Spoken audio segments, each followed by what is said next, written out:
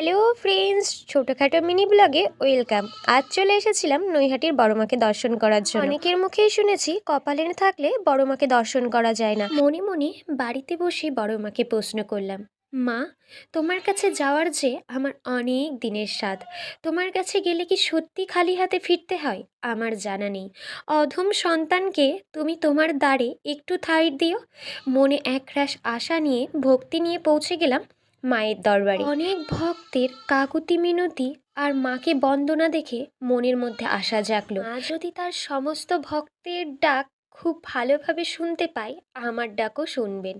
সকাল থেকে মায়ের জন্য লাইন দেওয়া স্টার্ট করলাম। মা যদি চাই আমি মায়ের কাছে ঠিকই পৌঁছাবো। মা আমার কোনো পরিস্থিতিতেই হাত ছাড়েনি, পাশ ছাড়েনি, কখনো পথে যেতে দেয়নি। সমস্ত খারাপ পরিস্থিতিতে সে সামনে এসে দাঁড়িয়েছে। মনে অনেক বিশ্বাস, ভক্তি নিয়েই আজ অপেক্ষা করছি মায়ের লাইনে।